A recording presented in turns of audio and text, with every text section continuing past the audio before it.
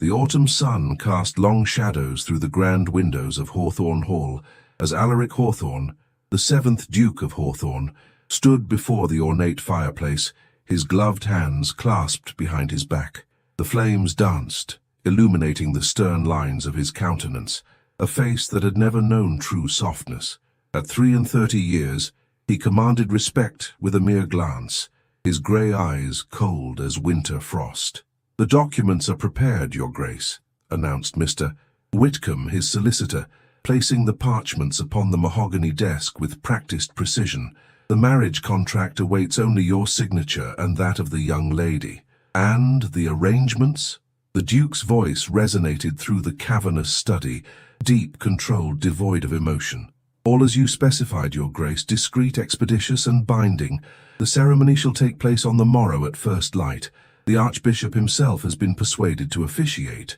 Alaric nodded, satisfied with the efficiency of his commands. The estate required an heir, the bloodline demanded continuation, and Parliament would not cease their incessant prattling until he secured the succession. For a man who had built his existence upon duty and order, this marriage was merely another obligation to be fulfilled, another box to be marked upon life's austere ledger. "And the young lady, does she comprehend the nature of this arrangement?"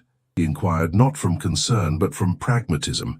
Hysterics would be most inconvenient at this juncture. "Miss Graceworth understands her position perfectly, Your Grace," replied Whitcomb, adjusting his spectacles. "She accepts the honor of your proposal with appropriate gratitude and humility." "Proposal," Alaric echoed, the word tasting foreign upon his tongue. There had been no bended knee, no poetic declarations, no courtship of spring walks and summer picnics. There had been only necessity and convenience, the cold currency of aristocratic survival. Outside the leaded windows, a carriage approached, its wheels crunching upon the gravel drive. The Duke straightened his already impeccable posture, adjusting the signet ring that had adorned the hands of Hawthorne men for generations. "She arrives," announced the butler from the doorway, his voice as measured as the ticking of the grandfather clock. "Very good, Hargrove. Show her in." The doors parted, and there she stood. Evelyn Graceworth, 24 years of age, a woman of no fortune but impeccable lineage. Her golden honey hair was secured beneath a modest bonnet, her blue eyes lowered in deference. She was slight of frame, her hands, ungloved, clasped before her, betraying a slight tremor. "Your Grace," she curtsied, her voice soft as distant church bells. "Miss Graceworth." He did not bow, merely inclined his head a fraction. "I trust your journey was agreeable." "Yes, Your Grace, most agreeable." Her response came without inflection, rehearsed and proper. The silence that followed pressed upon them like a physical weight. The solicitor cleared his throat. "Perhaps, Your Grace, the young lady might wish for refreshment after her travels." "Of course. Hargrove will show you to the drawing-room, Miss Graceworth. Tea shall be served forthwith. We shall discuss the particulars of tomorrow's ceremony once you have rested." She curtsied once more, those small hands still trembling. As she turned to follow the butler, Alaric caught a glimpse of her profile. Delicate, yet there was something in the set of her chin that suggested not weakness, but perhaps an unexpected reserve of fortitude. "One moment, Miss Graceworth."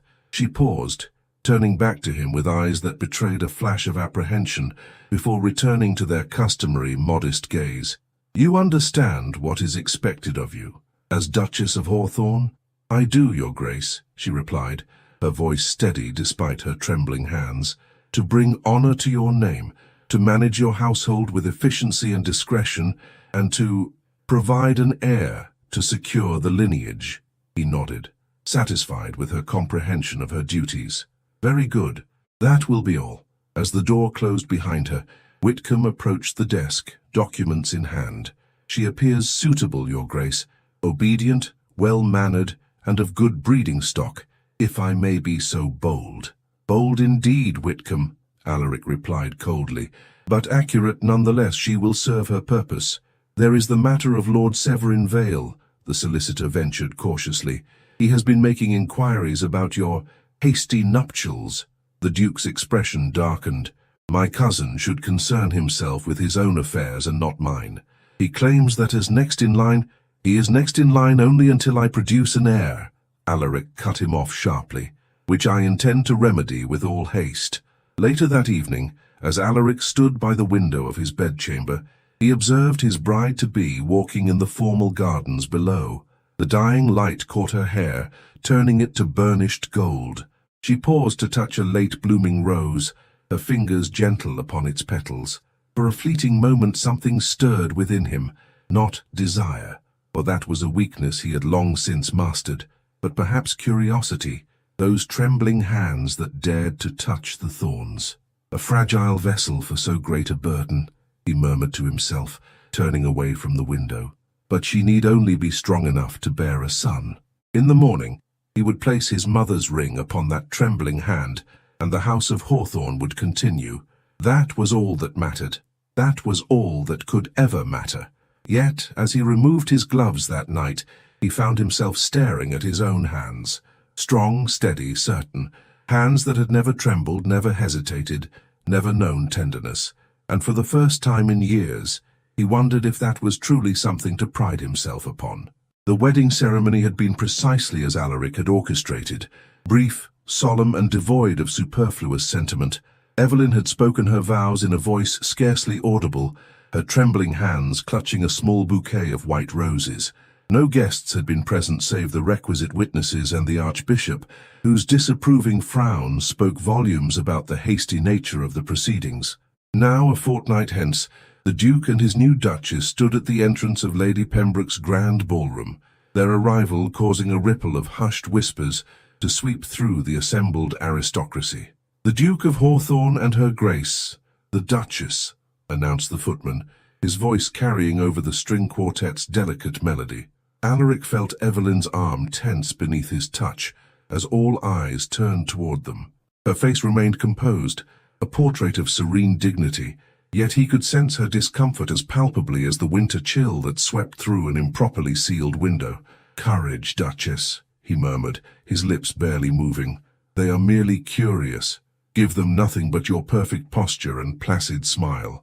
"Yes, Your Grace," she whispered back, straightening her shoulders beneath the weight of her new title.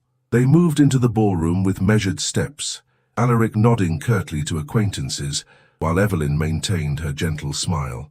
The sea of faces parted before them, some openly curious, others veiled with practiced indifference that failed to conceal their avid interest. "Alaric, my dear fellow," a boisterous voice broke through the murmurs, and the Duke turned to see Lord Pembroke approaching, his ruddy face betraying the effects of too much brandy. "So the rumors are true. You've finally taken a bride, and such a lovely one at that." "Indeed, Pembroke," Alaric replied coolly. "Allow me to present Her Grace, the Duchess of Hawthorne." "Enchanted, my dear." Lord Pembroke bowed with exaggerated gallantry. "Though I must confess the suddenness of your nuptials has set every tongue in London wagging." "A most intriguing mystery, wouldn't you agree?" "I find nothing mysterious in fulfilling one's duty to one's lineage," Alaric responded, his tone brooking no further discussion on the matter.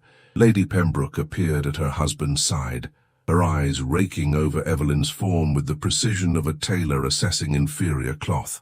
"Your Grace," she curtsied to Alaric before turning to Evelyn, "and Duchess, what a modest gown you've chosen for your first appearance in society. How refreshingly economical." Evelyn's cheeks coloured slightly. "You are too kind, Lady Pembroke. I'm curious, from which finishing school did you graduate? I don't believe I've had the pleasure of making your acquaintance prior to your elevation." Before Evelyn could respond, a new voice interjected, rich, melodious and warm with genuine affection. "Alaric, at long last." A woman with auburn curls and intelligent green eyes approached, her smile bright as summer sunshine. "I returned from the continent only yesterday, and was devastated to learn I'd missed your wedding." Relief flashed briefly across the Duke's stern features. "Clara, I wondered when you might grace London with your presence once more." Lady Clara Lismere took both his hands in hers, a liberty no one else would dare, and squeezed them affectionately. "Did you think I would miss the entire season? Particularly when my dearest childhood friend has caused such a sensation?" She turned to Evelyn with a warm smile. "You must be the Duchess. I'm Clara Lismere, an old friend of your husband's. We practically grew up together at Hawthorne Hall when my father was the Duke's advisor. A pleasure, Lady Clara, Evelyn responded, her voice gaining a touch of genuine warmth for the first time that evening. Come, you must tell me everything, Clara insisted, linking her arm through Evelyn's. I want to hear how this confirmed bachelor finally succumbed to matrimony. Lady Pembroke, you won't mind if I steal the Duchess for a moment, will you? Such dear friends must catch up. Without waiting for a response, Clara guided Evelyn away, leaving Alaric to watch as his wife was escorted across the ballroom by the one person in London society he truly trusted. A most unexpected match, Lady Pembroke observed, her voice dripping with insinuation. One wonders what necessitated such haste. One should be careful what one wonders aloud, Lady Pembroke, Alaric replied, his voice dropping to a dangerous timbre. Speculation can be most hazardous to one's social standing. Across the room he observed Clara introducing Evelyn to several distinguished matrons. His new wife's posture remained tense, but Clara's infectious charm seemed to be creating a buffer against the most cutting scrutiny. Your Grace, a silken voice spoke from behind him. How delightful to see you in attendance tonight, and with your new bride. My felicitations. Alaric turned slowly, his face hardening as he met the amber gaze of Lord Severin Vale, his cousin, his rival, and the man who had coveted the Hawthorne title since boyhood. Severin, I wasn't aware you had been invited. Lady Pembroke and I share a passion for botanical specimens. Her conservatory is quite remarkable. Severin's smile never reached his eyes as he twisted an ornate signet ring upon his finger. But I must congratulate you on your marriage. So precipitous, one might almost suspect a pressing reason behind such urgency. One might, if one were given to idle gossip rather than productive endeavors, Alaric replied coldly. Severin chuckled, the sound like silk drawn over steel. Always so proper, cousin, so correct. One wonders if your new Duchess appreciates such rigid rectitude. She seems rather delicate, almost tremulous, wouldn't you say? Alaric's jaw tightened imperceptibly. My wife's demeanor is none of your concern. Of course not. Though her background might be of interest to certain circles, I've been making inquiries about the Graceworth family. Most illuminating research. Whatever game you're playing, Severin. No game, cousin. Merely academic curiosity. After all, the Hawthorne bloodline has remained unblemished for 7 generations. It would be a shame to see it diluted. Before Alaric could respond, the music changed to announce the commencement of dancing. Across the room he saw Evelyn standing alone, Clara having been claimed by a young earl for the first quadrille. Several gentlemen glanced in the new Duchess's direction, but made no move to request her hand, creating a bubble of isolation around her that grew more obvious by the moment. Excuse me, he said curtly to Severin, moving across the ballroom with purposeful strides. He reached Evelyn just as the whispers around her became audible. No one will ask her to dance. Can you imagine those trembling hands attempting a waltz? The Duke must have been desperate indeed. Alaric extended his gloved hand toward her, his voice clear enough to carry to those nearest. The first dance belongs to me, Duchess, if you would do me the honor. Surprise flickered across her features before she placed her ungloved hand in his. The honor is mine, your Grace. As he led her onto the floor, he felt her trembling intensify. I do not dance with any frequency, he admitted in a low voice. But I believe we must make a statement. Yes, your Grace, she whispered, her eyes fixed on the elaborate cravat at his throat. I shall endeavor not to embarrass you. The music began, and he guided her through the steps with military precision. Her movements were graceful despite her nervousness, her years of training evident in the perfect curve of her arms and the lightness of her steps. You dance well, he observed, surprising himself with the unsolicited praise. Thank you, your Grace. My mother insisted upon it. As they turned through the figure of the dance, Alaric caught sight of Severin watching them, his expression calculating. Clara, dancing nearby, smiled encouragingly at Evelyn. Your friend is very kind, Evelyn ventured softly. Clara? Yes. Perhaps the only truly sincere person in this nest of vipers. He hesitated, then added, she will be a valuable ally for you. When the dance concluded, Alaric escorted Evelyn to where Clara now stood. "I entrust the Duchess to your care for a moment, Clara. I must speak with Lord Ashworth on a matter of Parliament."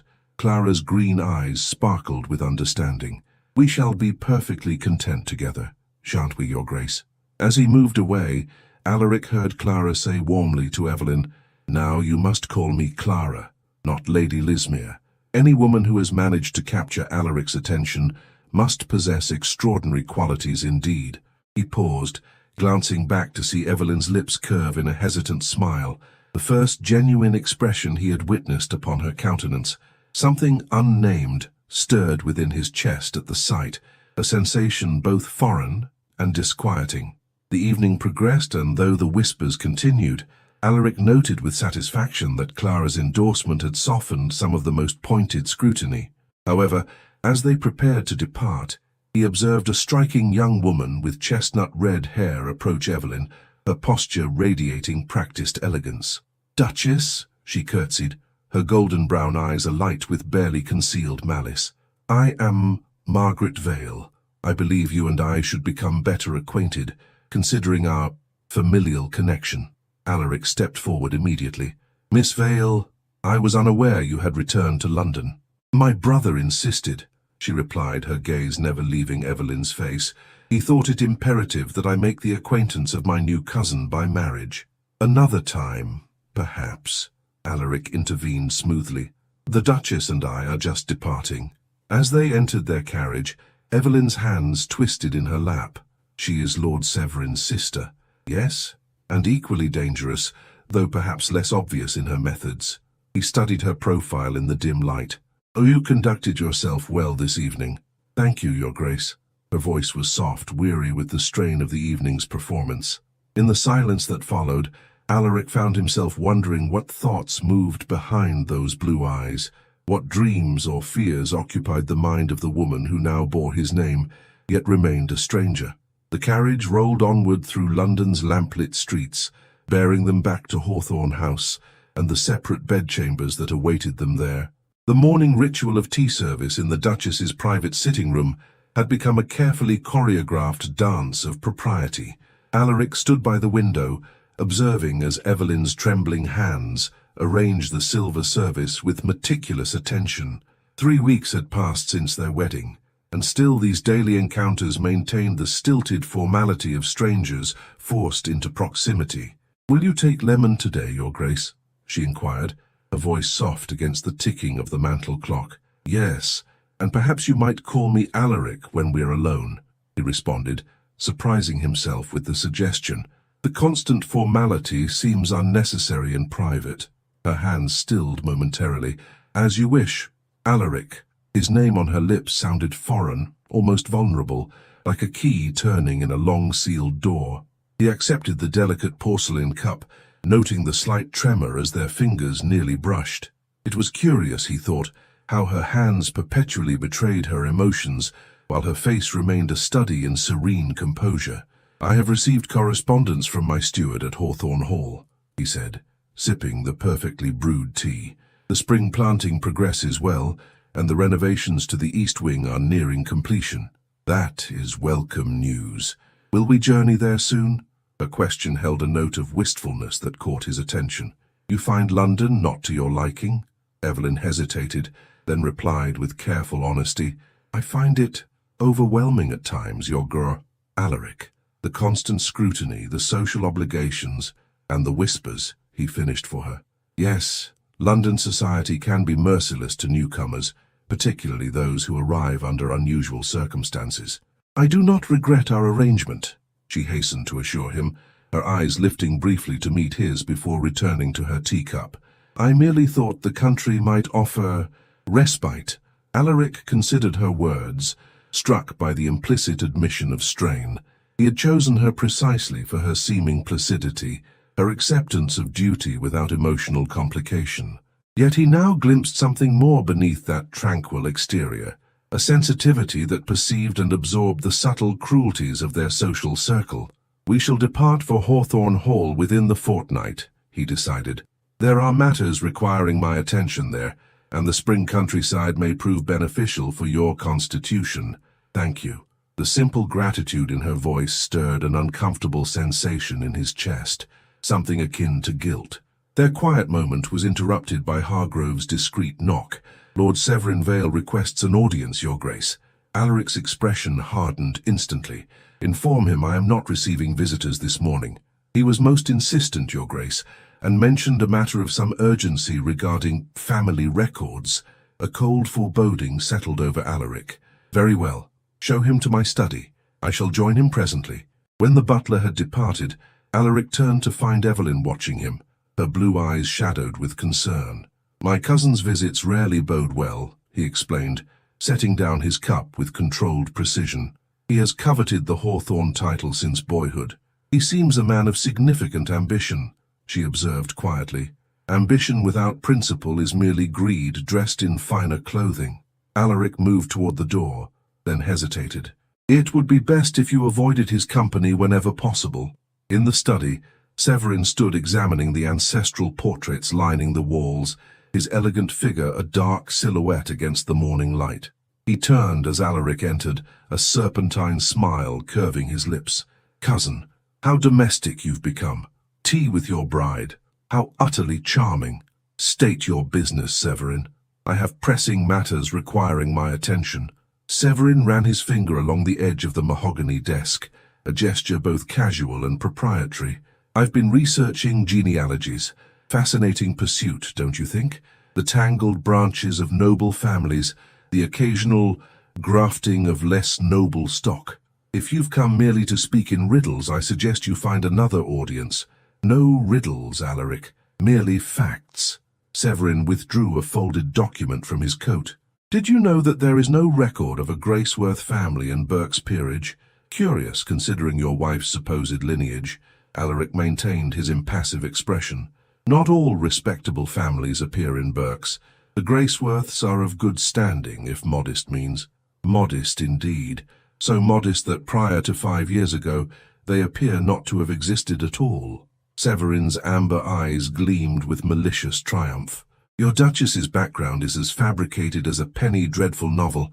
I wonder what Parliament would make of that." With deliberate calm, Alaric moved to the brandy decanter, pouring 2 glasses. "What exactly do you hope to accomplish with these insinuations?" "Insinuations? I have documentation, cousin. Witnesses. Evidence that your marriage is a fraud perpetrated to secure your title through deception." Severin accepted the offered brandy with a mocking salute. "But I am not unreasonable. I merely wish to protect our family's honor. By blackmail? By compromise. Acknowledge me as your heir presumptive in legal documents. Make it known that should your marriage prove unfruitful, the title passes to me rather than any questionable offspring." Alaric's expression remained granite, betraying nothing of his inner turmoil. "And should I refuse this generous offer? Then by week's end every salon in London will know that the Duke of Hawthorne has married a woman of unknown, perhaps even common birth. The scandal would be devastating." Severin placed his untouched brandy on the desk. "Consider carefully, cousin. Family name against family honor. You have until tomorrow evening to decide." After Severin's departure, Alaric remained motionless, staring at the ancestral portraits that had witnessed 7 generations of Hawthorne duty and sacrifice.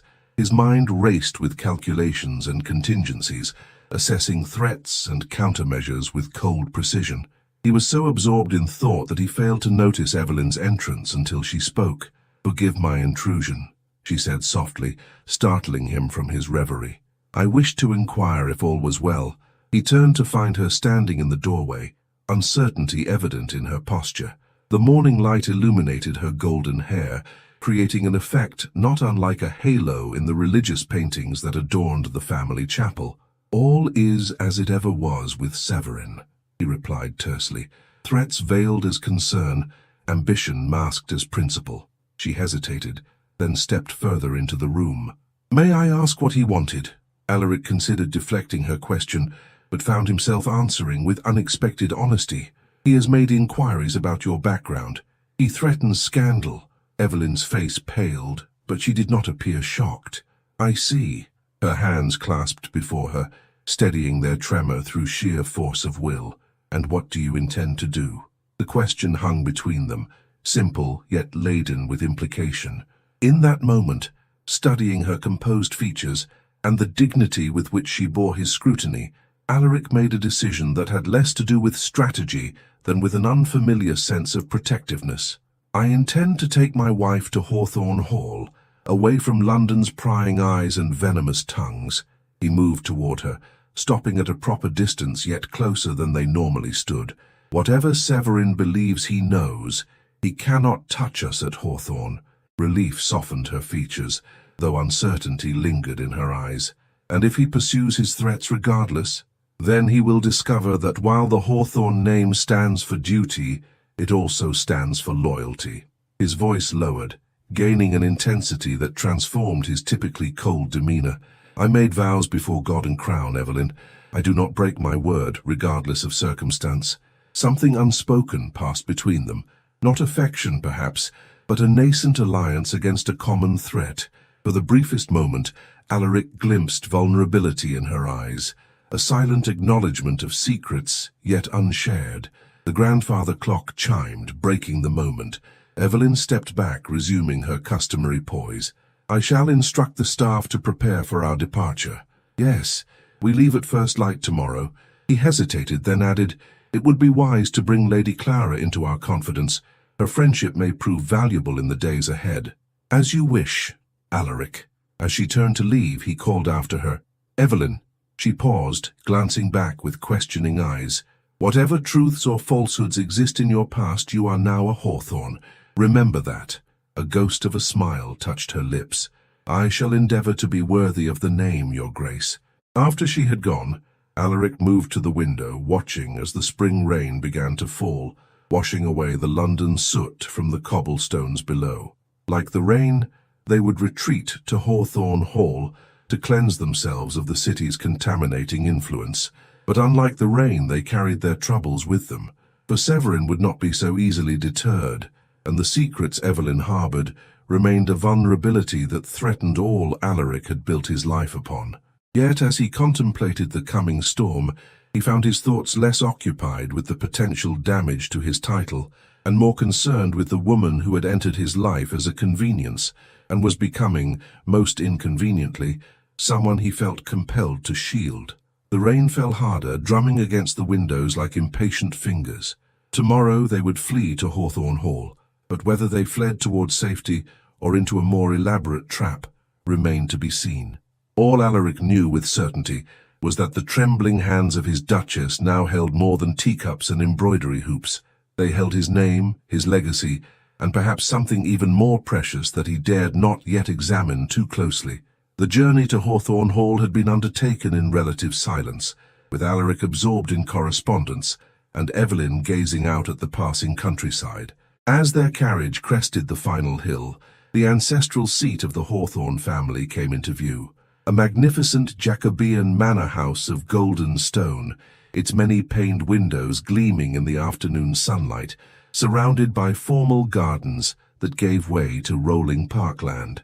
"Hawthorne Hall," Alaric announced unnecessarily, watching Evelyn's face as she beheld her new home for the first time. "It's beautiful," she breathed, her blue eyes widening with genuine admiration. "Like something from a fairy tale." A faint smile touched Alaric's lips. "Hardly that. It is old and draughty, with plumbing that protests vociferously every winter, but it has stood for 400 years and will stand for 400 more, God willing." The carriage rolled to a stop before the grand entrance, where a line of servants had assembled to greet their master and new mistress. As Alaric handed Evelyn down, he noted the barely perceptible squaring of her shoulders, a marshalling of courage that stirred an unexpected admiration within him. "Mrs. Winters, my housekeeper," he murmured, as they approached the austere woman at the head of the line. "Her approval is more valuable than that of the Queen herself." Mrs. Winters curtsied deeply. "Your Grace, welcome home, and Her Grace the Duchess, we are honored by your presence." "Thank you, Mrs. Winters," Evelyn replied, her voice clear and warm. "I look forward to learning the ways of Hawthorne Hall under your guidance." The housekeeper's stern features softened almost imperceptibly, and Alaric noted the small victory with approval. Perhaps his wife possessed hidden diplomatic talents that might yet prove useful. The remainder of the day passed in a flurry of activity, tours of the principal rooms, unpacking of trunks, and the inevitable mountain of correspondence that had accumulated during the Duke's absence. By evening, they dined in the smaller family dining room rather than the grand formal hall, a concession to practicality that Evelyn seemed to appreciate. "You've been quiet," Alaric observed, as they sat before the fire in the library after dinner, he with his brandy, she with her embroidery. "I am overwhelmed," she admitted, her needle pausing in its delicate work. "Not unpleasantly so, but Hawthorne Hall is magnificent in its scale and history. I feel its weight upon me." "It is a responsibility," he agreed, studying the amber depths of his drink. "One that has shaped every Hawthorne for generations. And now it shapes me as well." Her needle resumed its rhythmic movement. "I noticed the gallery of Hawthorne duchesses. So many remarkable women.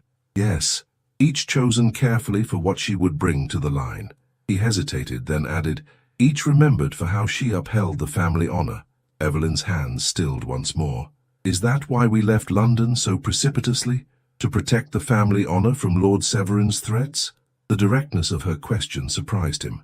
"Partly, and partly to give you respite from society's scrutiny while you adapt to your new position."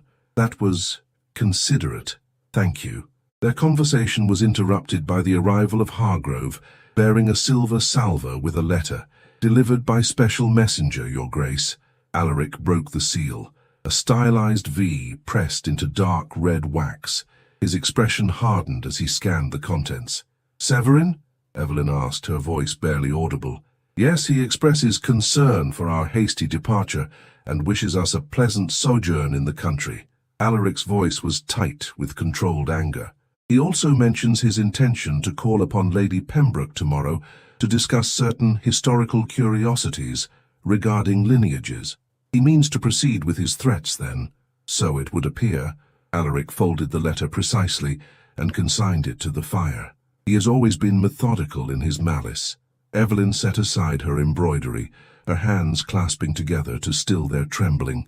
Perhaps I should tell you the truth of my circumstances, Your Grace, before Lord Severin's version reaches your ears through other channels." The moment hung between them, fraught with unspoken truths. Alaric studied his wife's face, noting the fear in her eyes, but also the resolution in the set of her jaw. "Yes," he said finally, "I believe that would be wise." Evelyn drew a deep breath. "My name is indeed Evelyn Graceworth, but the Graceworth line is not as it was represented to you. My father was a scholar, a professor of antiquities at Oxford. We lived modestly but respectably until his death 5 years ago.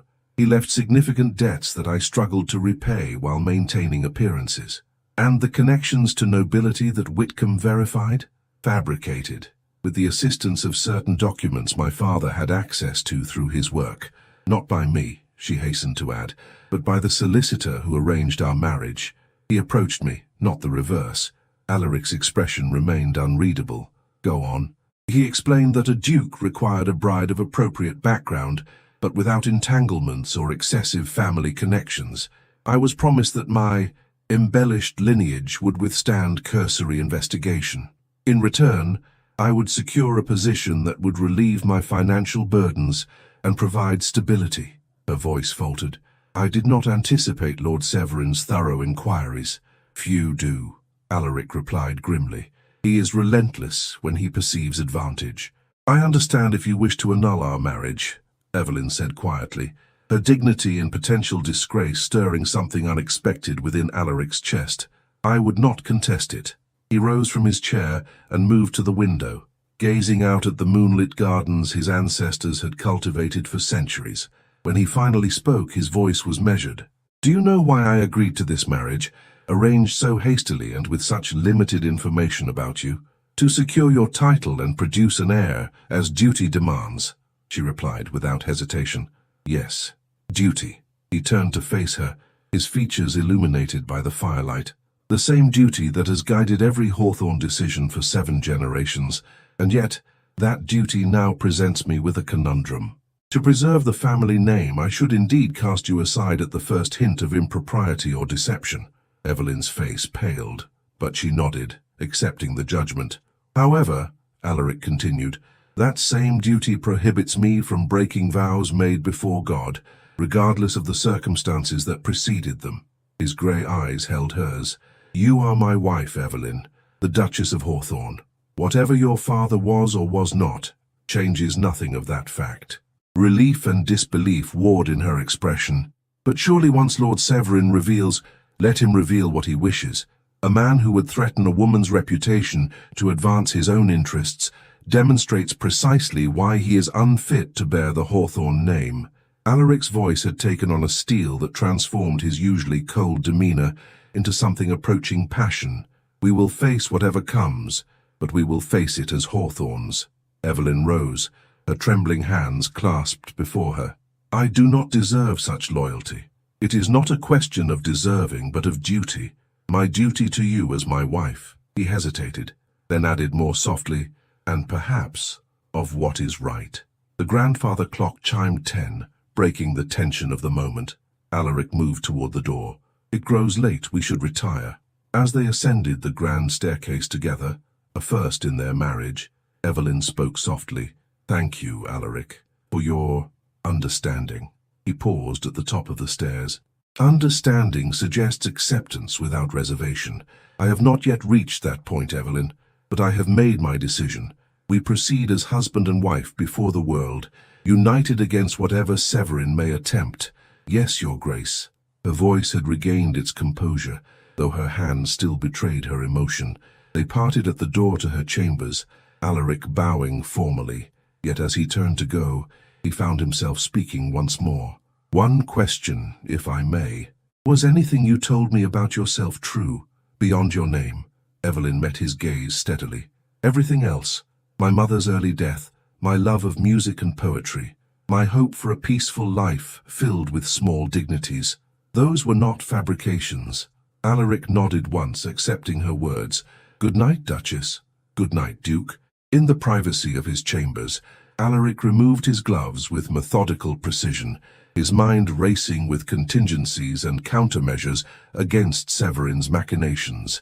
Yet beneath these strategic calculations ran an undercurrent of something less familiar, a grudging respect for the quiet courage Evelyn had displayed in confessing her deception, and a protective instinct that seemed to transcend his mere duty to the Hawthorne name.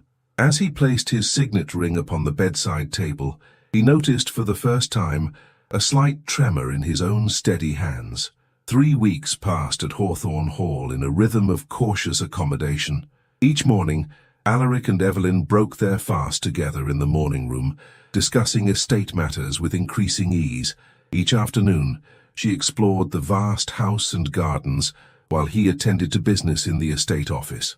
Each evening they dined together and retired to the library, where a tentative companionship began to form over books and music.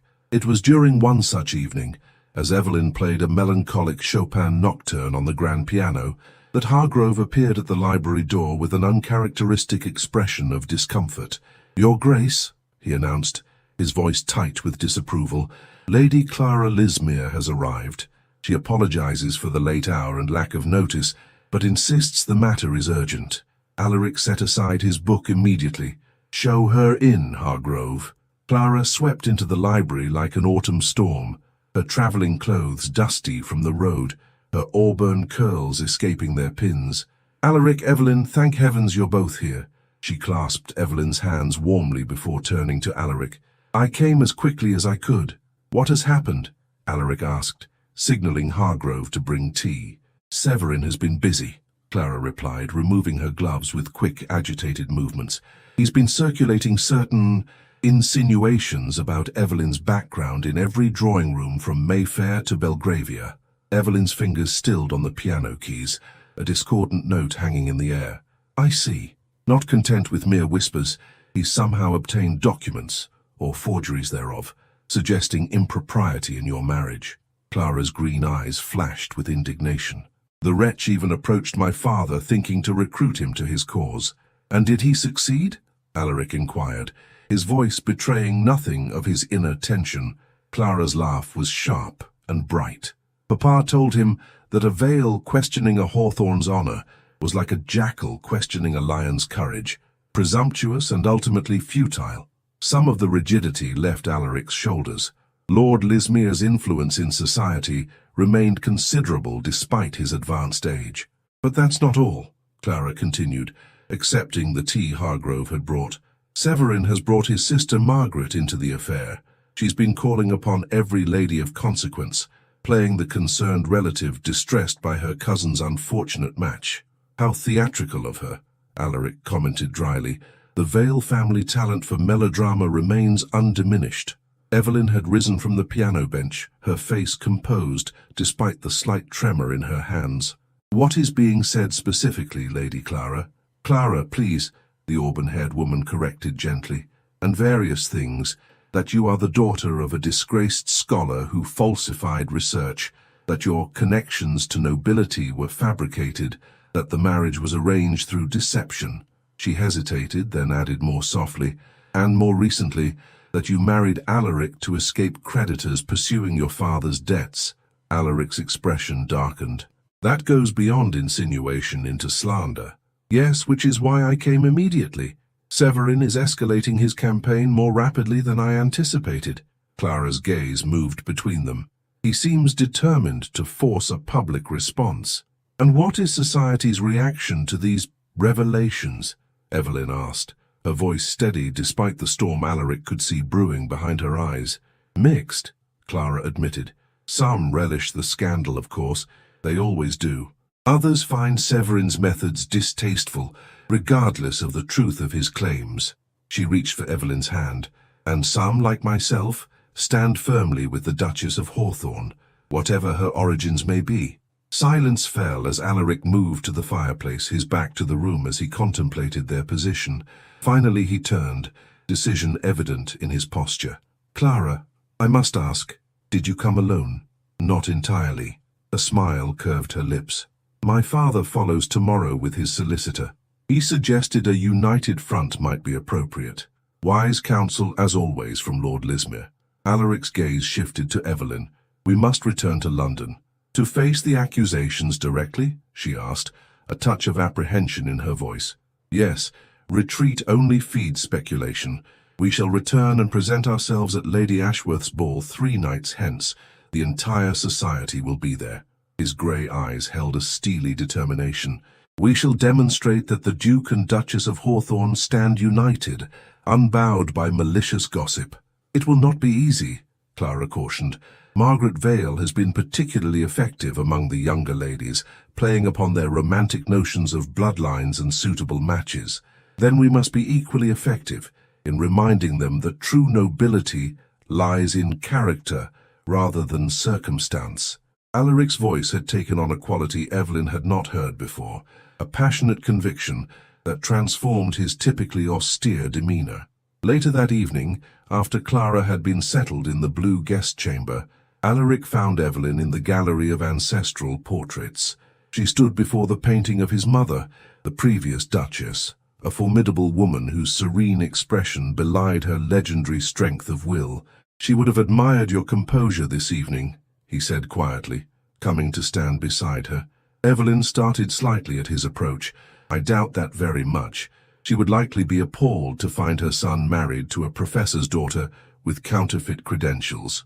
"You underestimate her and yourself." Alaric studied the portrait thoughtfully.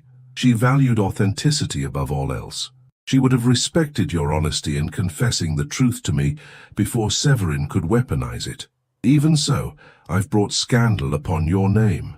Evelyn's hands twisted together in that now familiar gesture of distress.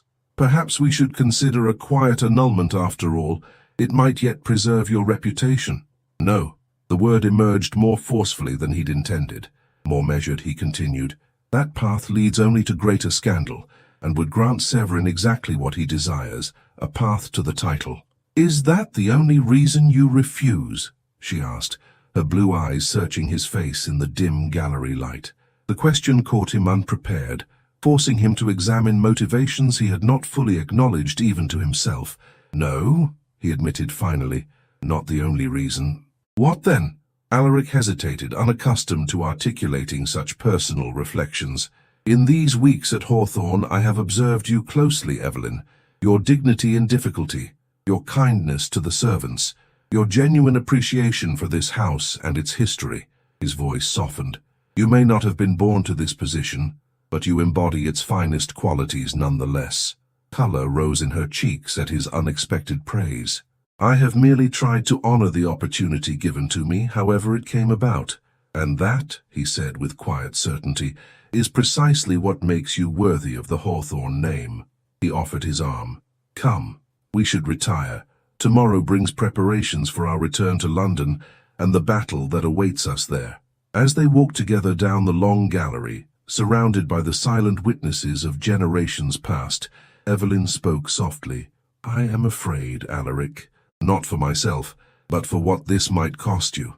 Fear is natural, he replied, even proper when facing a worthy adversary, but it must never govern our actions. He glanced down at her, noting the resolve firming beneath her apprehension.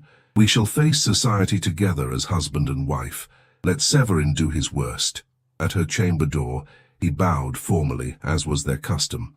Yet as he straightened, impulse overcame habit, and he took her trembling hand in his gloved one, raising it briefly to his lips in a gesture that surprised them both. Sleep well, Evelyn.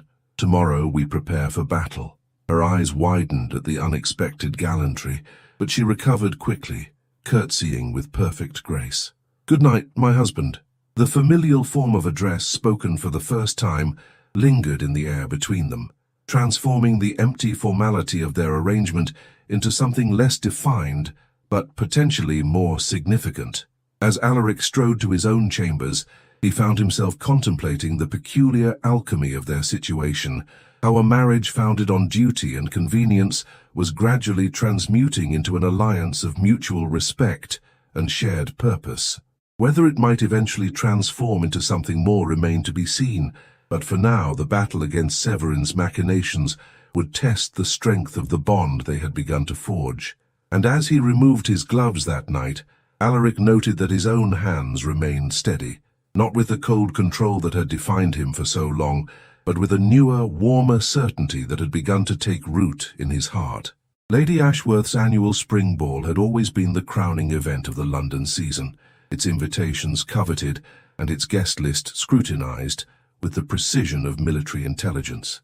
The grand ballroom glittered with candlelight, reflecting off the jewels and polished buttons of the ton's finest, as they engaged in the elaborate social choreography that defined their world. When the Major Domo announced, His Grace the Duke of Hawthorne and Her Grace the Duchess, a ripple of anticipation passed through the assembled nobility. Conversations paused mid-sentence, fans fluttered more rapidly, and every eye turned toward the grand staircase.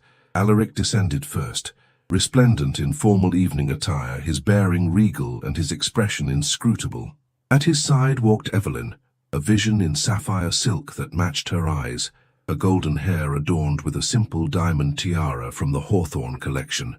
Her chin was lifted, her posture perfect, and if her hands trembled slightly where they rested on Alaric's arm, only he was positioned to notice. "Magnificent entrance," murmured Clara, who awaited them at the foot of the stairs with her father, Lord Lismere. "Every matron in the room is positively quivering with curiosity." "Then let us not disappoint them," Alaric replied, his voice carrying just far enough for those nearest to hear. "My wife and I are delighted to rejoin society after our sojourn at Hawthorne Hall." Lady Ashworth approached, her expression a careful mask of cordial welcome. "Your Grace, Duchess, how lovely to see you both. We had begun to fear you had abandoned London entirely for rural pleasures." "Never permanently, Lady Ashworth," Evelyn replied with perfect composure. "Hawthorne Hall is magnificent, but London society offers stimulations that cannot be found elsewhere." "Indeed," their hostess responded, her eyes sharp with assessment. "There has been no shortage of stimulating conversation during your absence." "So we have heard," Alaric said smoothly. "Idle tongues rarely find more productive employment." As they moved into the ballroom, the crowd parted before them, conversations resuming in hushed tones. Alaric noted with grim satisfaction the strategic positioning of Severin and Margaret Vale near the refreshment table, their matched expressions of calculated surprise at the Hawthorns' appearance, speaking volumes about their coordinated campaign. "Shall we circulate?" Evelyn suggested, her voice steady despite the tension Alaric could feel in her arm. "First, a dance," he decided, guiding her toward the center of the ballroom as the orchestra began a waltz. "Let them see that the Duke of Hawthorn dances only with his Duchess tonight." As he led her into the waltz, Alaric was conscious of every eye upon them, assessing their harmony, searching for signs of strain or discord. Evelyn moved with natural grace, following his lead as if they had danced together 100 times rather than once. "You dance beautifully," he murmured, genuine admiration coloring his voice. "Their skill my father insisted upon," she replied, the ghost of a smile touching her lips. He believed even scholars' daughters should move with elegance. A wise man, then, despite his financial improprieties. The subtle acknowledgement of her true background, spoken without censure, brought a flash of surprise to her eyes. Yes, he was brilliant and kind, if not always practical. "I should like to have known him," Alaric said, surprising himself with the sincerity of the statement. As the waltz concluded, they were approached by the elderly Dowager Countess of Pembroke, a formidable figure, whose approval could make or break reputations with a single nod or sniff. "Hawthorn," she greeted Alaric with a tap of her lorgnette. "About time you emerged from hibernation, and this is your bride? Let me look at you properly, girl." Evelyn curtsied with perfect deference. "My lady, it is an honor." The Dowager circled Evelyn like a general inspecting a new recruit, her lorgnette rising to examine everything from the set of her shoulders to the arrangement of her hair. Finally, she harumphed. "Well, she has good posture and a respectful manner, which is more than I can say for half the so-called ladies of quality being paraded about these days." She fixed Alaric with a beady stare.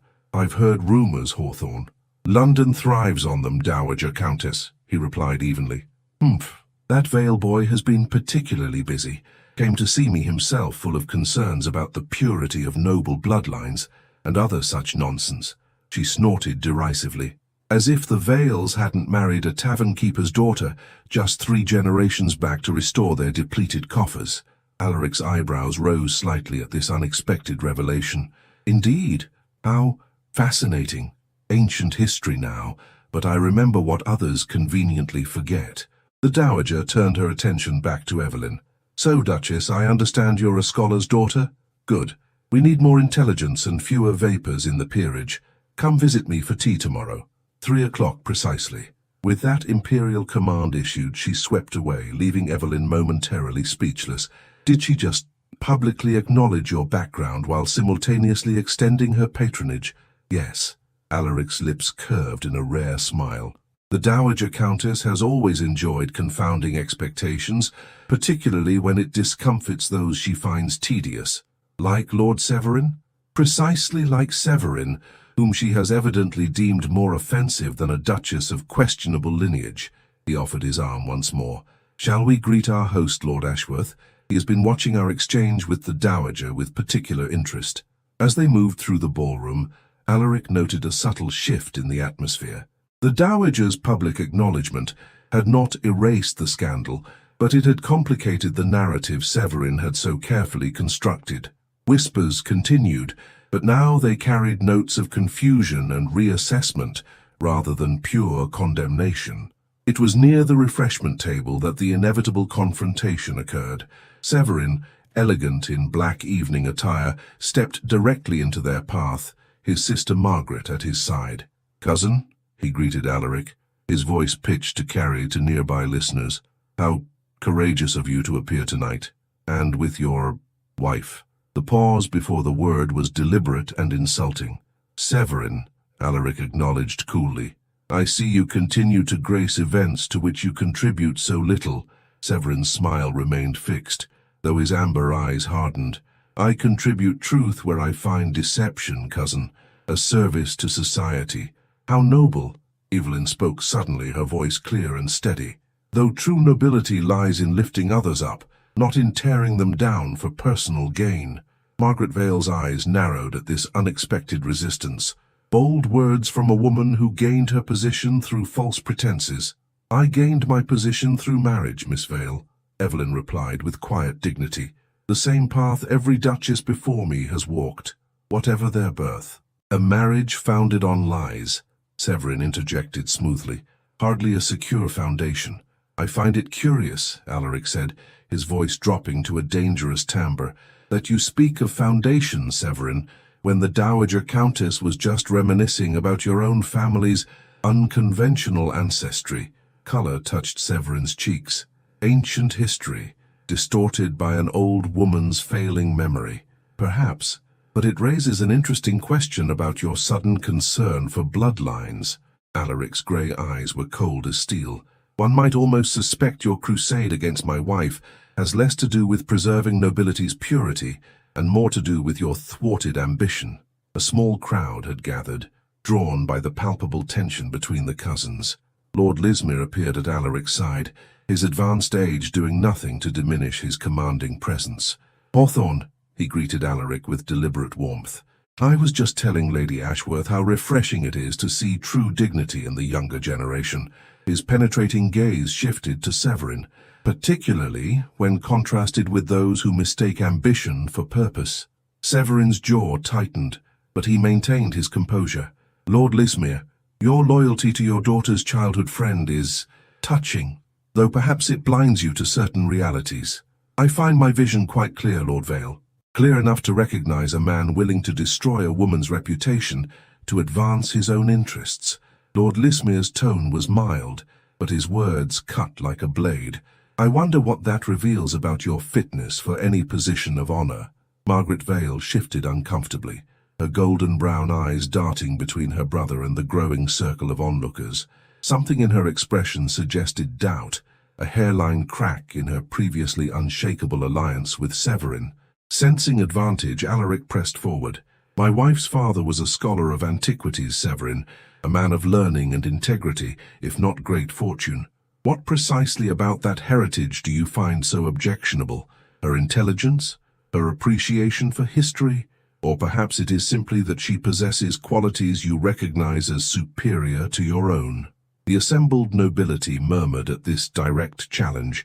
Severin's smile had vanished entirely, replaced by barely suppressed fury. What I find objectionable, cousin, is deception presented as truth. Society functions on trust and transparency. Does it? Evelyn's voice was soft but carried clearly in the hushed circle. I had rather thought it functioned on compassion and mutual respect. At least that is what I've observed among true nobility. Lady Clara stepped forward then, linking her arm with Evelyn's in a gesture of unmistakable solidarity. Well said, Duchess. And I believe the orchestra is beginning another waltz. Shall we all return to the pleasures of the evening? Unless, Lord Vale, you wish to continue demonstrating your concern for propriety by creating a scene at Lady Ashworth's ball. The subtle rebuke struck home. Severin, recognizing the shift in the gathered crowd's sympathies, executed a stiff bow. Another time, perhaps. The evening grows tedious. With a sharp glance at his sister, he turned to depart. Margaret hesitated, an unreadable expression crossing her features before she curtsied mechanically and followed her brother. As the circle dispersed and the orchestra swelled, Lord Lismere nodded approvingly. Well handled, all of you. The first skirmish goes to House Hawthorne, I believe. Skirmish, not battle, Alaric cautioned. Severin will regroup and attempt another approach. But he will find it more difficult now, Clara observed. The Dowager's endorsement combined with his graceless retreat has weakened his position considerably. Alaric turned to Evelyn, whose composure remained intact despite the confrontation. You conducted yourself admirably, he said quietly. Your words were perfectly chosen. I merely spoke the truth as I understand it, she replied, about nobility and its true nature. Something in her sincerity stirred him. On impulse, he raised her gloved hand to his lips, not as the formal gesture of earlier days, but as a genuine acknowledgement of her courage. Then you understand it better than many born to it, he murmured, his grey eyes warming as they met hers. The evening continued, and though whispers still followed them, Alaric noted with satisfaction that many who had held back now approached to converse. drawn by curiosity and the endorsements of the Dowager Countess and Lord Lismere. By the time they departed, Evelyn had been invited to 3 tea gatherings and a charitable committee meeting, small victories in the campaign to secure her position. In their carriage returning to Hawthorne House, exhaustion finally claimed its due. Evelyn's shoulders slumped slightly, her practiced smile fading into weariness. "You may rest now," Alaric said gently. "You've earned it." "As have you," she replied, studying his face in the dim carriage light. "Thank you, Alaric, for standing by me so thoroughly. I did nothing more than honor my vows." Yet even as he spoke the words, he recognized their inadequacy. He had defended her not merely from obligation, but from a deeper impulse, one that had taken root during their weeks together at Hawthorne Hall and blossomed into something he had not anticipated when they first exchanged their hasty vows. As the carriage rolled through London's darkened streets, Alaric reached across the space between them and took Evelyn's hand in his gloved fingers closing around her bare ones in a silent promise that transcended duty and approached something far more profound. The following fortnight transformed London society into a battlefield of whispers and allegiances. Lady Ashworth's ball had marked merely the opening salvo in a campaign that now played out across drawing rooms and garden parties throughout the city. Yet the tide had begun to turn in subtle ways that even Severin Vale could not entirely counteract. The Dowager Countess's tea with Evelyn had proved pivotal. The formidable old woman had interrogated the new Duchess for 3 hours on subjects ranging from classical literature to household management, and had apparently found her answers satisfactory. When the Dowager subsequently invited Evelyn to pour tea at her exclusive literary salon, an honor typically reserved for women of unimpeachable standing, the message to society was unmistakable. "The old dragon has adopted you," Clara remarked with delight, as she sat with Evelyn in the morning room of Hawthorne House, sorting invitations that had begun to arrive with increasing frequency.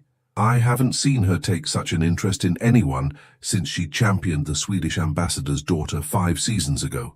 Evelyn smiled, her fingers tracing the embossed edge of an invitation. "She reminds me of my father, brilliant, demanding, and unexpectedly kind beneath her formidable exterior. A flattering comparison, I assure you." The new voice from the doorway brought both women to their feet. "Alaric," Evelyn greeted him, warmth coloring her voice. "I didn't realize you had returned from Parliament." The session concluded early. Lord Pembroke's gout proved more compelling than fiscal policy.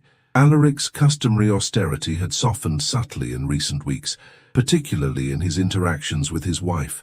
"Clara, I trust you're not monopolizing the Duchess's entire morning." "Merely helping her navigate her suddenly overflowing social calendar," Clara replied with a knowing smile. "Your wife has become quite the sought-after companion since the Dowager's endorsement." "Indeed?" Alaric raised an eyebrow, crossing to examine the pile of invitations. "Lady Hewitt's garden party, Countess Rothwell's musical. Even Lady Pembroke appears to have reconsidered her initial assessment." "Society follows the Dowager's lead," Clara observed, "particularly when doing so provides such delicious drama. Scholar's daughter rises to Duchess through merit rather than birth, makes for a far more appealing narrative than Severin's sordid insinuations. And, more importantly, it allows everyone to feel magnanimous in their acceptance," Evelyn added with clear-eyed perception. "Nobility appreciating true quality despite unconventional packaging." Alaric studied his wife, struck once again by her intelligence and insight. "You understand them better than they understand themselves." "Not entirely," Evelyn demurred. "I merely recognize the story they wish to tell about themselves. My father taught me that people will believe what flatters their self-conception." Clara laughed, gathering her shawl. "And on that profound note, I shall take my leave. Papa expects me for luncheon with the Russian envoy. A tedious affair, but politically expedient." She kissed Evelyn's cheek. "Remember, the blue silk for tonight's opera. It brings out your eyes." After Clara's departure, a comfortable silence settled between husband and wife, a far cry from the strained formality of their early weeks together. "You've handled this situation with remarkable grace," Alaric said finally, taking a seat across from Evelyn. Many women would have crumbled under such scrutiny. I've had excellent guidance. Her fingers smoothed the embroidered tablecloth, a nervous habit, but her hands trembled less frequently now. And perhaps necessity has forged strength I did not know I possessed. The strength was always there, he countered. Circumstances merely revealed it. Their conversation was interrupted by Hargrove's discreet knock. Your Grace, Miss Margaret Vale requests an audience with the Duchess. Surprise registered on both their faces. Margaret? Alone? Alaric's expression darkened with suspicion. This is undoubtedly Severin's latest stratagem. Evelyn hesitated, then squared her shoulders. I shall receive her. Evelyn, I advise caution. The Vales are not to be trusted. I understand. Her blue eyes met his with quiet determination, but something in her manner at Lady Ashworth's ball suggested doubt. Perhaps there is an opportunity here we should not dismiss. After a moment's consideration, Alaric nodded. Very well, but I shall remain within earshot in the adjoining room. Margaret Vale entered the morning room with her customary elegance, though Evelyn noted immediately the absence of her usual hauteur. Her chestnut hair was arranged in a simpler style than her typical elaborate coiffure, and her amber eyes held an unfamiliar hesitancy. Miss Vale, Evelyn greeted her, maintaining proper formality. This is an unexpected pleasure. Duchess, Margaret curtsied, then hesitated, her practiced poise faltering. I believe I owe you an apology. Of all possible openings, this was perhaps the least anticipated. Evelyn gestured to a chair. Please sit. Would you care for tea? No, thank you. Margaret perched on the edge of the chair, her hands clasped tightly in her lap. I shall speak plainly, Duchess.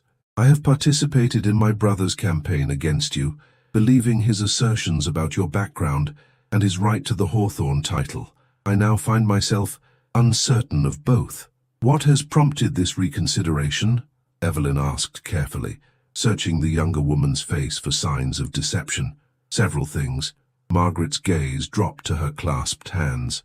The Dowager Countess's pointed remarks about our own family's past, Lord Lismere's evident disdain for Severin's methods, and, she hesitated, your dignity throughout. It has been illuminating. In what way? You have faced society's cruelest scrutiny without resorting to the tactics my brother employs. Innuendo, manipulation, leveraging others' weaknesses. Margaret's voice strengthened with unexpected passion. I was raised to believe that nobility was a matter of birth, not character. Recent events have forced me to question that assumption. Evelyn studied the young woman carefully, assessing the sincerity in her troubled expression. Your brother would be displeased to hear such thoughts. Severin, Margaret's voice faltered. My brother's ambition has always guided our family's actions. I have followed his lead without question, believing our shared blood demanded loyalty above all else. And now I find myself questioning whether blood loyalty should supersede moral judgment. She met Evelyn's gaze directly. When I observed you at Lady Ashworth's ball, your composure, your unwillingness to strike back with equal venom, I saw something my brother lacks. And what might that be? Grace, Margaret said simply. True nobility. In the silence that followed, Evelyn made a decision. Rising, she crossed to the bell pull. I believe this conversation calls for tea, after all. When Hargrove appeared, she requested a full service, then turned back to her unexpected visitor. Miss Vale, Margaret, if I may, your candor is appreciated, but I must ask, what precisely brings you here today? Beyond offering an apology? Margaret straightened, seeming to find resolution in Evelyn's directness. Information, Duchess. My brother plans a final decisive move against you. He has located your father's former assistant, a Mr. Finch, who claims to possess evidence of academic fraud, falsified research that led to your father's financial ruin. Evelyn's calm exterior betrayed nothing of the cold shock that ran through her. I see, and this evidence? Letters, apparently, that implicate your father in deliberate deception. Severin plans to present them at Lord Ashworth's dinner 2 nights hence, where both the Duke and several influential members of Parliament will be present. The tea arrived, and Evelyn busied herself with the familiar ritual, her hands steady despite the gravity of this revelation. As she handed Margaret a cup, she asked quietly, Why are you telling me this? Margaret accepted the cup, her expression troubled. Because I've begun to recognize the destructive nature of Severin's obsession. His hatred of the Duke has consumed him, warped his judgment. He speaks now of justice and propriety, but his eyes— She shuddered slightly. There is something in them that frightens me. And what do you hope to achieve by this warning? Evelyn pressed gently. I don't know, Margaret admitted, setting down her barely touched tea. Perhaps a chance to reclaim my own moral compass. Perhaps— She hesitated. Perhaps a hope that this endless cycle of retribution might somehow be broken. Before Evelyn could respond, the morning room door opened and Alaric entered, his expression grave but not hostile. Miss Vale, he acknowledged with a formal bow. I trust you will forgive my intrusion, but I could not help overhearing the latter portion of your conversation. Margaret paled but held her ground. Your Grace, I understand your skepticism regarding my motives. On the contrary, Alaric replied, surprising both women with his measured tone, I find your warning both timely and courageous. It cannot have been easy to break ranks with your brother. It was not, Margaret admitted. But I find I can no longer support actions I know to be wrong, regardless of family loyalty. Alaric studied her for a moment, then made a decision. Miss Vale, would you consider remaining at Hawthorne House as our guest for a day or two? For your own safety, if nothing else. Severin will not take kindly to your defection. Surprise flickered across Margaret's features, followed by visible relief. You would extend such courtesy after all that has transpired? It was Evelyn who answered, rising to stand beside her husband. The Hawthorne name stands for loyalty and duty, Miss Vale, not only to family and tradition, but to what is right. She extended her hand. We would be honored by your presence. As Margaret accepted this unexpected olive branch, the three stood together in a tableau that would have been unimaginable mere weeks before, the Duke and his unsuitable Duchess offering sanctuary to the sister of their greatest adversary.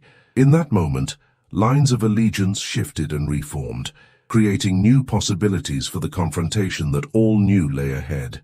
For Severin's planned attack would not go unanswered, but the response would come not merely from the Duke of Hawthorne acting alone, but from an alliance forged through something stronger than blood, shared principles and mutual respect. And at the center of this transformation stood Evelyn, whose trembling hands had steadied as she poured tea for former enemy and beloved husband alike, a simple domestic ritual that somehow crystallized her unexpected journey from scholar's daughter to true duchess in every sense that mattered. Lord Ashworth's dining room glittered with silver and crystal, the long table accommodating 24 of London's most influential figures. Cabinet ministers conversed with ancient earls, while their elegantly attired wives exchanged pleasantries beneath the glow of the massive chandelier. At one end sat Lord Ashworth himself, corpulent and jovial, presiding over the gathering like a benevolent monarch. At the other, Lady Ashworth maintained her reputation for flawless hospitality with practiced grace. Alaric and Evelyn had been positioned near the center of the table, a placement that acknowledged both their rank and their current status as the most discussed couple in London. Opposite them sat Severin Vale, his amber eyes watchful and his conversation unnaturally animated. The empty chair beside him, intended for his sister, had raised eyebrows among the assembled guests, though Lady Ashworth had smoothly explained that Miss Vale had sent regrets due to a sudden indisposition. As the soup course was served, Evelyn felt Alaric's gloved hand briefly cover hers beneath the table, a gesture of reassurance before the storm they both knew approached. They had spent the past 2 days in careful preparation, working with Lord Lismere and his solicitor to counter Severin's planned attack. Margaret's unexpected defection had provided valuable intelligence, but the outcome remained uncertain. I understand congratulations may soon be in order, Hawthorne, remarked Sir William Blackwell, a prominent member of Parliament from several seats away. Lady Blackwell informs me that the Duchess has been making discreet inquiries regarding the Royal Foundling Hospital's patronage committee. Evelyn smiled, accepting the opening with composed grace. Indeed, Sir William, I believe those of fortunate circumstance have a particular obligation to assist children bereft of family support, A commendable sentiment, agreed Lady Rothwell, an influential patroness of numerous charities. The committee would benefit greatly from your involvement, Duchess. Severin's voice cut through the murmured approvals. How appropriate. The Duchess's concern for those of uncertain parentage speaks to her compassionate nature. The deliberate emphasis created a momentary lull in conversation. Alaric's jaw tightened, but Evelyn responded with unruffled composure. All children deserve advocacy, Lord Vale, regardless of their origins, a principle I believe transcends birth and circumstance. Her blue eyes met Severin's with quiet challenge. Would you not agree? Before he could respond, Lord Ashworth intervened with practiced diplomacy. I'm certain we all support the welfare of England's unfortunate children. Blackwell, what news of the trade negotiations with Prussia? The conversation shifted to safer political waters as footmen replaced the soup course with fish. Evelyn noted Severin's growing impatience as the meal progressed through multiple courses, without providing him the opening he clearly sought. By the time the roast was served, his fingers drummed restlessly against his wineglass, his practiced charm giving way to barely concealed agitation. It was during a momentary lull between the meat course and dessert that he finally made his move. I've been engaged in some fascinating historical research of late, Severin announced, his voice pitched to carry the length of the table, particularly regarding academic scandals at Oxford some years ago. The deliberate non sequitur drew curious glances. Lord Ashworth frowned slightly at this breach of conversational etiquette, but Severin pressed on.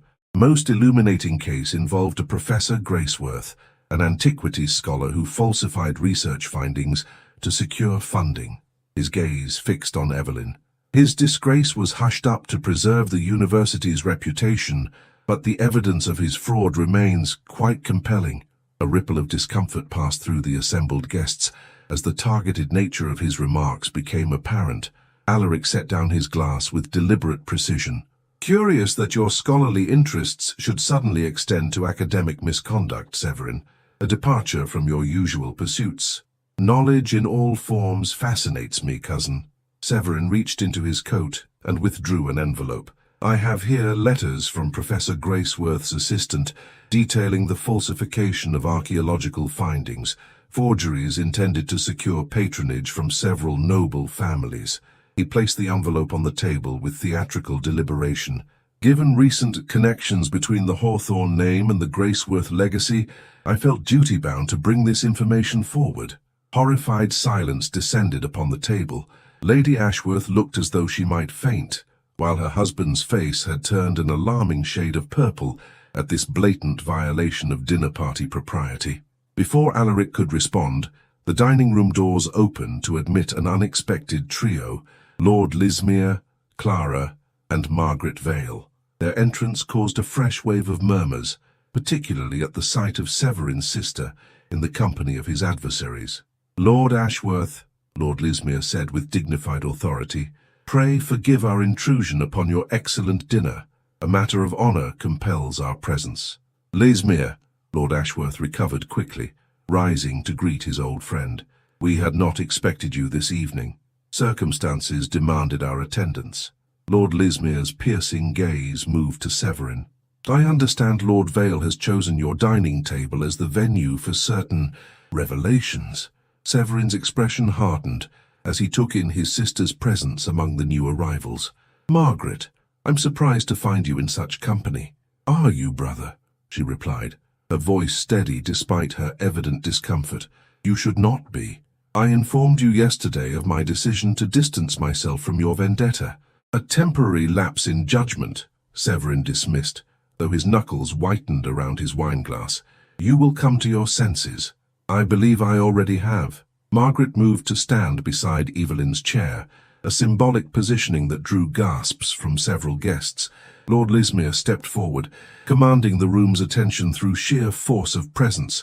Lord Vale has presented letters purporting to demonstrate Professor Graceworth's academic dishonesty. I have here. He produced a document of his own, a signed confession from Mr. Finch, Professor Graceworth's former assistant, acknowledging that he himself falsified those letters at Lord Vale's instigation and substantial payment. Shock rippled through the gathering. Severin shot to his feet, his composure finally shattering. Absurd. The man is clearly lying. The confession is witnessed by 2 magistrates and includes banking records of your payments to Finch, Clara interjected calmly. The evidence is quite comprehensive, Lord Vale. Evelyn rose slowly, her dignity palpable in the hushed room. My father was many things. Brilliant, unworldly, perhaps too trusting, but he was never dishonest. His financial difficulties stemmed from his generosity to students and his disinterest in monetary matters, not from misconduct. A convenient claim, Severin sneered, though his confidence had visibly faltered. A truthful one, came a new voice from the doorway. The Dowager Countess of Pembroke entered, leaning heavily on her cane but radiating imperious authority. Professor Graceworth tutored my grandson in classical studies. His integrity was beyond question, unlike some present company. Lady Ashworth, desperate to salvage her disintegrating dinner party, rose with forced brightness.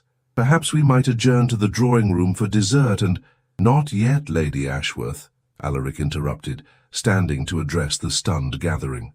Lord Vale has made serious allegations against my wife's family name, allegations now proven false. I believe the matter requires resolution before we proceed. He turned to face Severin directly, his grey eyes cold as winter frost. You have systematically attempted to destroy my wife's reputation through innuendo, fabricated evidence, and manipulation of society's prejudices. Your actions transcend mere ambition into malice, behavior unbecoming of the title you so covet.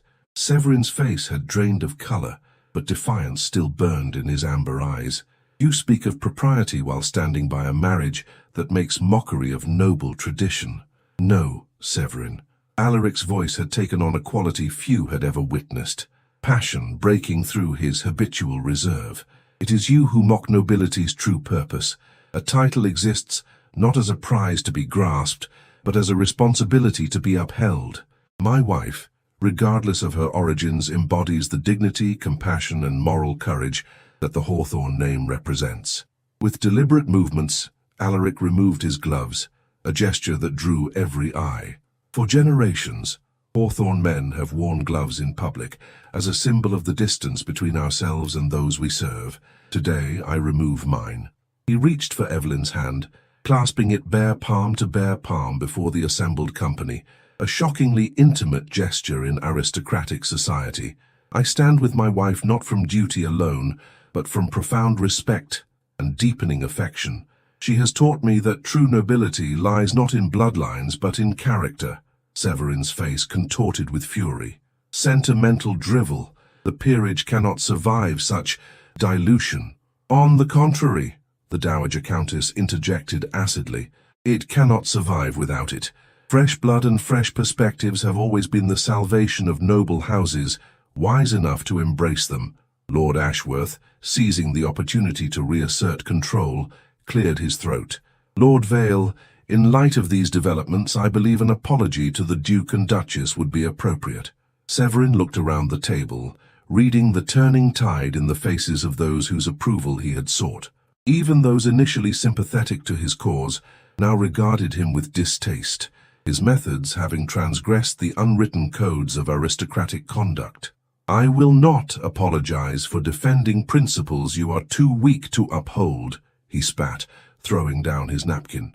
This farce of a marriage may find acceptance among the easily swayed, but history will vindicate my concerns. With that declaration, he strode from the dining room, his exit marked by uncomfortable silence. After a moment, Margaret stepped forward, her expression resolute despite her evident distress. I wish to apologize for my brother's behavior and my own earlier complicity. The Duke and Duchess have shown me true nobility through their actions, not merely their titles. This heartfelt declaration broke the tension. Lady Ashworth seized the moment with relief. Shall we proceed to the drawing-room? I believe we could all benefit from some refreshment after such unexpected developments. As the gathering rose and began to disperse, Alaric turned to Evelyn, still holding her hand in his bare one. It is over, he said quietly. Severin has played his final card and lost. Perhaps not his final card, she cautioned, ever practical, but his power to harm us has been greatly diminished. The Dowager Countess approached, thumping her cane for emphasis. Well handled, both of you. Though I must say, Hawthorne, removing your gloves at the dinner table, quite the dramatic gesture. Effective, though. Alaric's lips curved in a rare smile. I find myself increasingly drawn to meaningful gestures, rather than empty tradition, Dowager. Perhaps my wife's influence. Good. About time the Hawthorne men learned there's more to nobility than perfect posture and frozen dignity. She fixed Evelyn with her penetrating gaze. You'll pour tea at my literary salon again next week, Duchess. The Russian ambassador's wife has requested an introduction. As they moved toward the drawing room, Alaric kept Evelyn's hand in his, a public acknowledgement of their private transformation. What had begun as a marriage of convenience had evolved into a true partnership, forged in adversity, strengthened by mutual respect, and now blossoming into something neither had anticipated when they first exchanged their hasty vows. The battle with Severin had been won, at least for now, but the greater victory lay in what they had discovered together, that true nobility resided not in bloodlines or titles, but in the character one demonstrated when faced with life's challenges, and that the strongest hands were not those that never trembled, but those that found steadiness in supporting others. A year had passed since the fateful dinner at Lord Ashworth's, and the gardens of Hawthorne Hall bloomed with summer's full splendor. Roses climbed ancient stone walls, lavender scented the air, and bees hummed contentedly among the foxgloves.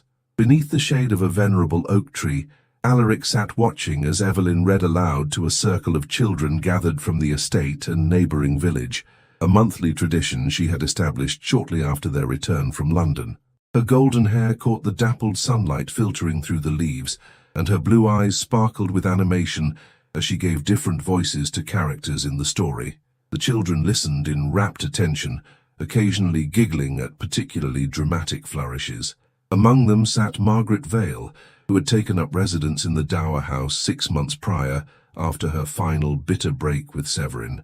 Watching his wife, Alaric marvelled at the transformation in his own life. The austere, duty-bound man who had entered a marriage of convenience had been irrevocably changed by the trembling-handed woman who had brought warmth and purpose to Hawthorne Hall. Their partnership, forged in the crucible of scandal and strengthened through mutual respect, had blossomed into deep and abiding love.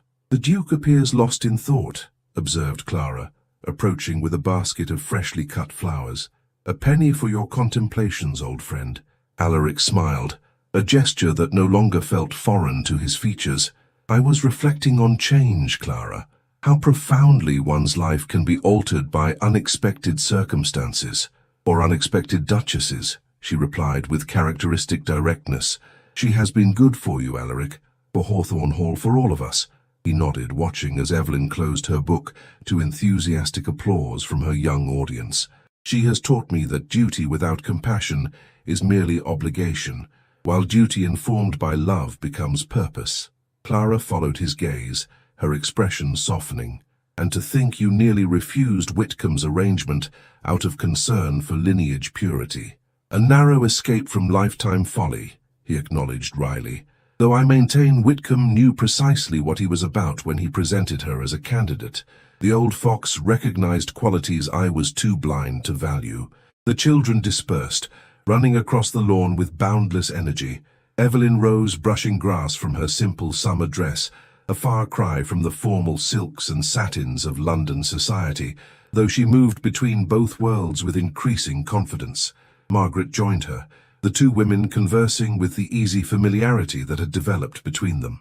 "Will you attend Parliament next session?" Clara inquired, arranging her flowers with practiced skill. "Yes, though with less regularity than before. I've found my presence at Hawthorne more valuable than my speeches in London." Alaric's voice held no regret for this shift in priorities. "The estate reforms Evelyn suggested have proven remarkably effective. Tenant productivity has increased 30% since we implemented the new education initiative." "Scholar's daughter," Clara murmured approvingly. "She brings perspective the peerage desperately needs." Their conversation paused as Hargrove approached, bearing a silver salver with a letter. "From London, Your Grace, marked urgent." Alaric broke the seal. Not the veiled crest, but one belonging to the Prime Minister. His expression remained impassive as he scanned the contents. "Significant news?" Clara inquired, noting his prolonged silence. "Severin has left England," he replied, folding the letter precisely. "Apparently he has accepted a diplomatic posting to the West Indies, a convenient exile arranged by those who found his tactics distasteful, but his connections too valuable to discard entirely." "A fitting conclusion," Clara observed. "Distance may grant him perspective, or merely new targets for his ambition." Alaric tucked the letter into his coat. "Either way, the immediate threat to Hawthorne is removed." Across the lawn, Evelyn had noticed his receipt of the letter. She excused herself from Margaret and approached, her expression questioning. "News from London?" Alaric rose, taking her hands in his, bare palm to bare palm, as had become their custom in private. "Severin has accepted a posting abroad. The Prime Minister believes his departure permanent." Relief flashed briefly across her features before concern replaced it. "And Margaret, how will she take this news?" "With more equanimity than you might expect," Margaret answered, joining them beneath the oak's spreading branches. "My brother and I exchanged our final words months ago. His departure merely formalizes the distance that already existed between us."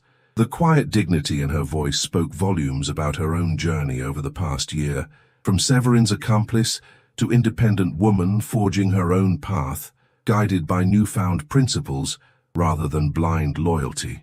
"You have created a true home here," she continued, gesturing to the idyllic scene around them, "a place where worth is measured by character rather than circumstance. I am grateful to have found welcome within it." Evelyn squeezed her hand warmly. "Hawthorne has always valued substance over appearance, has it not, Alaric?" "It does now," he replied, the simple acknowledgement encompassing the profound shift in his own worldview. As afternoon mellowed toward evening, guests began arriving for the summer festival Evelyn had revived from Hawthorne tradition, a gathering that brought together aristocracy and villagers, academics and farmers, united in celebration of the estate that sustained them all. The Dowager Countess arrived in her ancient carriage, complaining vigorously about the journey, while clearly relishing the occasion. Lord Lismere came with his latest protégé, a promising young politician who looked about with undisguised admiration. Even Lady Pembroke, once so dismissive of Evelyn's modest attire, now sought her approval for charitable endeavours.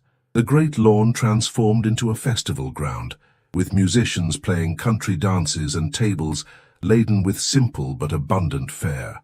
Alaric moved through the gathering, noting how seamlessly Evelyn navigated between duchess and hostess, scholar and benefactress, roles she had integrated with remarkable grace. As dusk approached, lanterns were lit throughout the garden, casting a golden glow over the proceedings. Alaric found Evelyn near the rose garden, momentarily alone as she adjusted a lantern's position. "Are you pleased with your festival, Duchess?" he asked, coming to stand beside her. "Immensely," she replied, her smile warm in the lantern light, "though I believe it is the Duke's festival, traditionally speaking. Perhaps once. Now it is ours, like all else at Hawthorne." He offered his arm, which she took with familiar ease. "Walk with me. There is something I wish to show you." They strolled through the rose garden to a secluded corner where a new stone bench had been placed, overlooking both the festival below and the rolling countryside beyond. As Evelyn seated herself, Alaric withdrew a small package from his coat. "A gift," he said simply, placing it in her hands. Unwrapping the paper, she revealed a small, leather-bound volume, a first edition of her father's most significant work on classical antiquities. "Alaric," she breathed, her fingers tracing the embossed title reverently. "How did you find this?" His books were sold after his death to settle debts. With considerable effort and surprising assistance from the Dowager Countess, who apparently maintains correspondence with antiquarian booksellers throughout Europe, he sat beside her, watching emotion play across her expressive features. "Open it." Inside the cover, she found a handwritten note in her father's distinctive script, a personal inscription to a colleague expressing gratitude for their friendship and intellectual camaraderie. Tears welled in her eyes as she read his words, a tangible connection to the man she had lost. "Thank you," she whispered, closing the book carefully, "for this and for everything. I have something else for you as well," Alaric continued, his voice softening, "though it is less tangible than a book." From the festival grounds below came the cry of a newborn, a sound that brought a tender smile to Evelyn's lips. "Our tenant's new daughter," she observed, "born just yesterday, I'm told." "Yes, and in need of godparents, according to tradition." Alaric took her hands in his grey eyes warmer than she had ever seen them. "But I find myself thinking beyond godchildren, Evelyn." Her breath caught as understanding dawned. "Alaric, when we married I spoke of duty and lineage, cold concepts unworthy of what has grown between us." His voice deepened with emotion rarely displayed so openly. "I wish for a child not to secure succession, but to embody the love I bear you." Joy illuminated her face, transforming it in the golden lantern light. "Truly? Truly?" He raised her hand to his lips. "The Duke of Hawthorne finds himself humbled by happiness he never sought and never believed possible." As night fell completely, they remained on their secluded bench, speaking softly of dreams and possibilities, of a future rich with purpose and meaning. Below them the festival continued, music and laughter rising on the summer air, lanterns glowing like earthbound stars, the community united in celebration of abundance and connection. And if the Duke's arm encircled his Duchess with protective tenderness, and if her head came to rest upon his shoulder in a display that would have scandalized London drawing rooms, there were no witnesses save the ancient oak trees and eternal stars, silent guardians of transformations, worked by time and love and courage. Later, as they made their way back to join their guests, Evelyn paused to adjust a lantern that had tilted precariously. Alaric watched her hands, steady now, confident in their purpose, and reflected on the journey that had brought them to this moment. What had begun as a marriage of convenience, a transaction to secure a title and provide stability, had blossomed into something neither had anticipated. Through scandal and opposition, through revelations and reconciliations, they had discovered that true nobility lay not in bloodlines or titles, but in the capacity for growth, compassion, and love. The Duke of Hawthorne, once defined by rigid duty and cold control, had learned that strength could be found in vulnerability, and that hands that trembled with emotion might be wiser than those that never faltered at all. His Duchess, once intimidated by the weight of tradition and expectation, had discovered her own quiet power, the ability to transform a great house into a true home, and a marriage of convenience into a union of kindred spirits. As they rejoined their festival beneath the summer stars, their joined hands symbolized the most profound revelation of all, that grace was not bestowed by birth or rank, but cultivated through choices made in moments of trial, and that dignity came not from perfect composure, but from the courage to remain true to one's principles, even when the world trembled around you. In the great tapestry of Hawthorne history, their story would be woven with threads both traditional and unexpected, a pattern uniquely their own, yet strengthening the whole. And in generations to come, when young Hawthornes asked about the Duke with ungloved hands and the Duchess whose touch transformed a lineage, the tale would be told of how true nobility was revealed not through perfect pedigrees, but through the perfect union of duty and compassion, strength and tenderness, pride and grace. For in the end, it was not the trembling of hands that defined weakness or strength, but what those hands built together when they finally, bravely, reached for one another. In the quiet chambers of our hearts, we often build walls of propriety and expectation, forgetting that true nobility resides not in the steadiness of our hands, but in the courage of our convictions. Alaric and Evelyn's journey reminds us that our greatest strength often emerges from what we perceive as weakness, and that the trembling hands of vulnerability may accomplish more lasting works than the rigid grip of pride. Society may judge us by the circumstances of our birth or the titles we bear, but our true worth is measured by how we respond to life's challenges, with dignity in adversity, compassion in judgment, and grace under fire. The walls we build to protect ourselves can become the very prisons that prevent our growth, until we find the courage to remove our metaphorical gloves and touch the world with bare, honest hands. Like the Duke who learned that control without compassion is merely coldness, and the Duchess who discovered that humility need not mean invisibility, we are all capable of transformation when we allow genuine connection to challenge our most fundamental assumptions. Perhaps this is the truest nobility of all, the willingness to question our inherited beliefs and allow ourselves to be changed by those we once thought beneath us. In a world that often values appearance over substance and certainty over growth, may we all find the courage to remove our protective gloves, to allow our hands to tremble with authentic emotion, and to build something more beautiful than perfection, a life of meaning, connection, and enduring grace. If you've been moved by the Duke's trembling hands, please subscribe to our channel for more stories that explore the depths of human transformation and the quiet courage it takes to become our truest selves. Each week, we bring you tales of remarkable journeys, historical and contemporary, that illuminate the path to authentic nobility of spirit. Share your thoughts in the comments below. Have you ever discovered strength in what you once perceived as weakness? Has someone unexpected taught you about true dignity or grace? Your stories and reflections create a community of fellow travelers on this most human of journeys. Until our next tale unfolds, remember that the most powerful changes often begin with hands that tremble, not with fear, but with the courage to reach beyond the boundaries of who we thought we were.